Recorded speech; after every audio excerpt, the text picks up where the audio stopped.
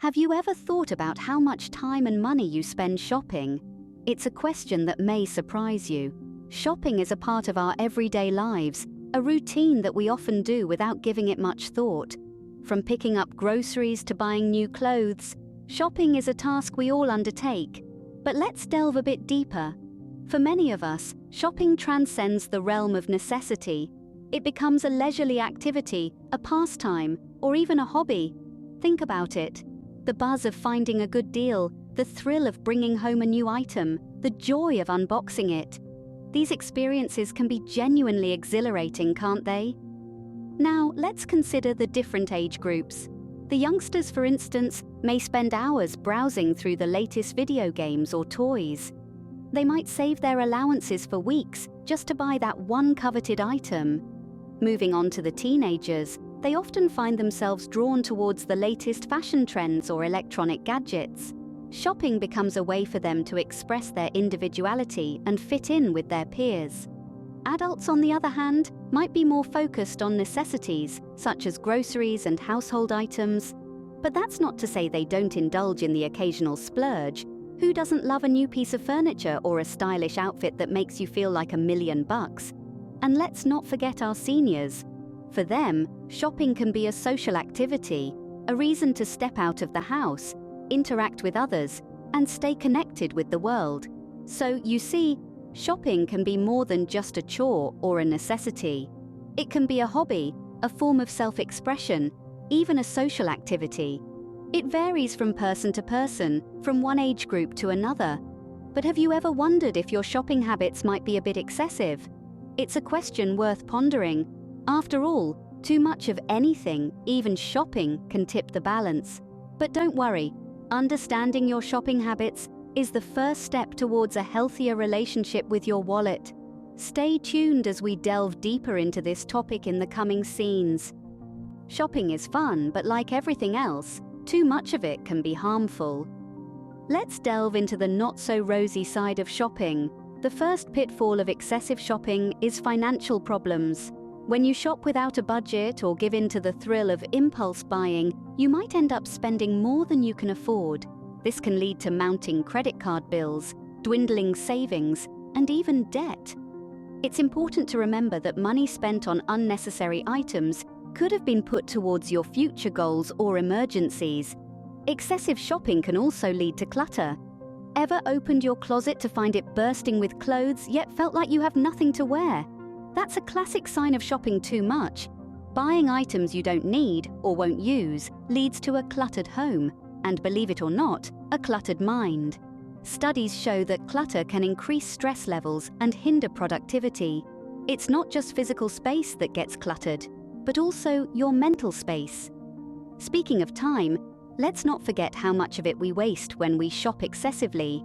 Those hours spent browsing online or wandering through stores could be used for more fulfilling activities. Learning a new skill, spending quality time with loved ones, or simply taking a moment for self-care can be far more rewarding than adding another item to your shopping cart. Lastly, excessive shopping can have a toll on mental health. It can turn into a compulsive behavior, where the urge to shop becomes irresistible, even when it's causing harm. The temporary high from a new purchase quickly fades, often replaced by guilt or dissatisfaction, leading to a vicious cycle. So how can we make sure we shop responsibly and avoid these problems? In the following scenes, we will explore strategies like setting a budget, avoiding impulse buying, using the 30-day rule, and finding alternative hobbies. Stick around to learn how you can become a smart and responsible shopper. One of the most effective ways to control your shopping is by setting a budget. Now, this might sound like a no-brainer, but it's easier said than done. Let's break it down. Firstly, what is a budget? In essence, it's a plan you create for your money, detailing how much you're going to spend and save. Now, why is it essential to set a budget? Well, it's a bit like going on a journey without a map. Without a budget, you can easily lose your way and end up spending more than you intended to. But how can a budget help limit shopping? Imagine this. You're in a candy store, and you've got a pocket full of coins. Without a budget, you might be tempted to buy all the candies you can get your hands on. But with a budget, You know exactly how many coins you can spend without emptying your pocket. It's the same with shopping. So, how do you set a realistic and achievable budget? Well, it's all about understanding your income and expenses. Start by jotting down your monthly income. Then list out your expenses, starting with the necessities like food, rent, utilities, and so on. Once you've got your essentials covered, allocate a portion of your remaining income for shopping. This should be an amount you're comfortable with, not something that leaves you scraping the barrel at the end of the month. Remember, a budget isn't about restricting what you can spend. It's about making sure you spend wisely. It's okay to treat yourself now and then, as long as it's within your budget. Don't forget to review your budget regularly. Life changes, and so should your budget. If you've got a raise or a new expense, adjust your budget accordingly. And finally, stick to your budget. It might be tempting to stray, especially when you see that shiny new gadget or the latest fashion trend. But remember, the sweet taste of short-term gratification can lead to the bitter aftertaste of long-term financial stress. Remember, a budget is your financial roadmap. Stick to it. Ever bought something on a whim only to regret it later? That's impulse buying. Now, let's dive into the world of impulse buying, a sneaky, wallet-draining habit that can creep up on even the most disciplined of shoppers. Impulse buying is when you make an unplanned purchase, often driven by emotion rather than necessity. It's like a little gremlin that convinces you that you absolutely need those neon green sneakers, even though you have a perfectly good pair at home. Why is impulse buying bad? Well, when you're buying things you don't need, you're not only wasting money, but you're also cluttering your life with stuff that doesn't add value. Plus, it can lead to feelings of regret and guilt later on. Not a great feeling, right? So, how do we avoid this sneaky gremlin? Here are a few tips. First, make a shopping list and stick to it. This not only helps you remember what you actually need, but it also keeps you focused and less likely to be swayed by shiny objects. Second, wait before buying. If you see something you want, but it's not on your list, don't buy it right away. Instead, wait a day or two. If you still want it after that time, and it fits within your budget, then consider buying it. More often than not, you'll find that the urge to buy has passed. Third, consider the actual need for the item. Ask yourself, do I really need this? Will it add value to my life? If the answer is no, then it's probably best to leave it on the shelf. Remember, impulse buying is often driven by emotions, so if you're feeling stressed or upset, it might be best to avoid shopping altogether until you're feeling better. Impulse buying can be a hard habit to break, but with discipline and awareness, it can be done. So next time you're out shopping, keep these tips in mind and give your wallet a break. You and your bank account will be glad you did. Ever heard of the 30-day rule? It's a great tool to control your shopping habits. Let's dive into this exciting strategy that can help you become a smarter shopper. The 30-day rule is a simple yet effective method to curb unnecessary spending. It's all about patience and delaying gratification. Sounds challenging, right? But trust me, it's easier than you think. So what is this 30-day rule exactly? It's a self-imposed rule where you wait for 30 days before buying something you want.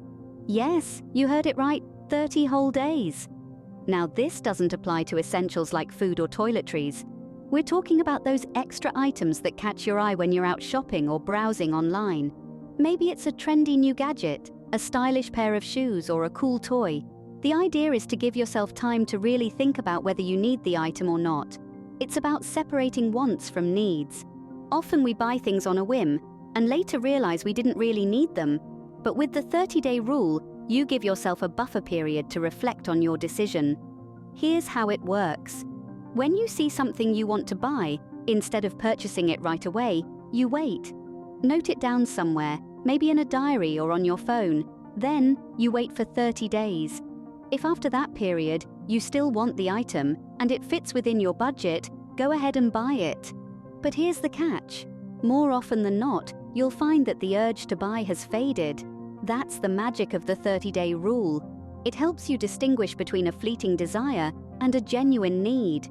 Remember, the 30-day rule is not about depriving yourself of the things you want, It's about making sure you really want them. It's a practice of mindful shopping, teaching you to be more thoughtful and considerate about your purchases. The 30-day rule not only helps in controlling shopping, but also in making more thoughtful purchases. So the next time you're tempted to make an impulsive buy, why not give this rule a try? You might be surprised at how much you can save, not to mention the satisfaction of making a well-thought-out purchase.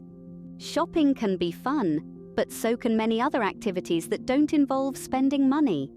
Diving headfirst into the world of hobbies can open up a universe of possibilities, all while keeping your wallet happy. It's all about finding something that sparks joy in your heart, something that you look forward to doing. Let's start with reading. It's an escape, a voyage to different worlds and times, all from the comfort of your couch. There's something magical about a good book, how it can transport you to places you've never been, introduce you to people you've never met, and make you feel emotions you never knew existed. Plus, books are a great way to learn new things and expand your horizons.